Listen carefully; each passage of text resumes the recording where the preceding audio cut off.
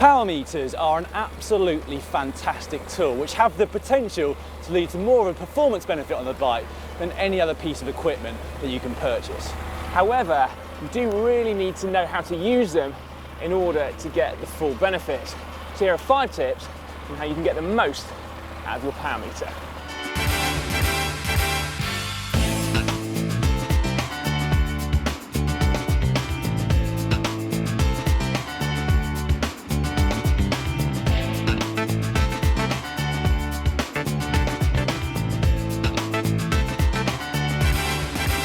The best thing about training with a Powermeter is that the values you see are completely comparable from day to day and year to year. Now that's in contrast to speed, which can be affected by variables such as wind or riding in a group or even road surface. So instead of striving to get that elusive K or QOM, why not set yourself some power goals, both for each training session and also for where you want to be in a couple of months' time. Now that might be an FTP of 4 watts per kilogram, or it might be sustaining 300 watts for a 5-minute climb. Whatever it is, having these end goals will help you create a training plan towards that goal, and that in turn will keep you more motivated. Ultimately, what you'll probably find then is that once you've hit your power goal, you can then easily take that K or QOM at the next time of trying. Training stress score, or TSS, is a way of analysing just how hard a ride really is. So how much it's taken out of you. And it's an absolutely brilliant tool because it effectively allows you to compare apples and oranges. So what I mean is how hard a 90-minute interval session is compared to a 3-hour endurance ride, for example. Yeah, and it's also not just good for analysing individual rides. If you keep losing TSS over long periods of time, you can build up a picture which will enable you to ensure that you're always pushing yourself enough, but not too much, that you might end up overtraining. So it's just enough stimulus, and just enough recovery as well. Now I have to say that when I first started using this about 10 years ago, it was a complete revelation for me. It actually felt like I was training a bit easier than I had done before, but I had big improvements for at least 3 years in a row.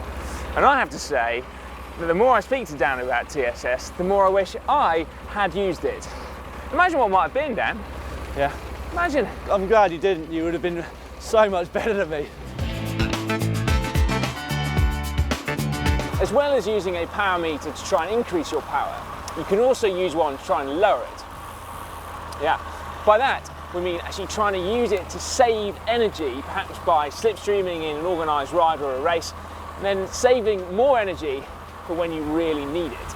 Yeah, and you can also use a Powermeter to refine or quite literally streamline your position on the bike. So by going to some kind of controlled environment like an indoor or an outdoor track and doing multiple laps with your Powermeter, you should be able to find what is one of the most optimal and aero positions for you. Now I have to admit, Si and I have never done this testing ourselves. We probably should have done, but we have got a video where Team Sky do it, actually at the velodrome here in Mallorca. And now any gains that we've just talked about, we like to refer to as free speed. Oh yeah. You know, by the end of this video, there'll be so many things that we shoulda, woulda, coulda done. We probably both would have won the Tour de France, mate. The ultimate way to track improvements is through testing, and this is where a Powermeter will really come into its own and trump other metrics such as heart rate and speed, which, as we've already said, are affected by other variables. So every 6 to 8 weeks or so, you can test things like your 5-second sprint power, or your 1-minute power, your 5-minute power, or your 20-minute power, or all 4. And that way you'll be able to make sure that the training you're doing is leading to the desired improvements. Yeah, and if it's not, you've then got the opportunity to go back to the drawing board, analyse what's gone wrong, and then make changes to your plan to try and put it right. And we've got a video showing exactly how you can do that testing. It involves a bit of suffering. It does. But the link is below this video in the description. Finally, we recommend that you keep a log of all the data that you collect when you're out riding with a Powermeter.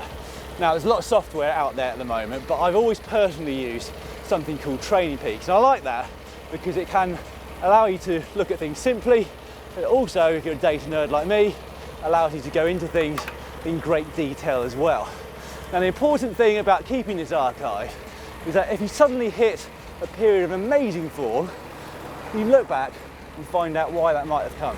Yeah, or conversely, if you hit a period of bad form, then you can quickly analyse and find out what's gone wrong.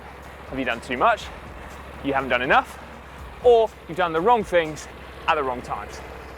So 5 tips then which we think will help you take your cycling to the next level. But we would also like to say that educating yourself on things like forums and by reading books will also really help you when it comes to training with power. Oh, and also for some people, a coach can be really good as well to help analyse what you've been doing and also plan into the future. Yeah, that is very true.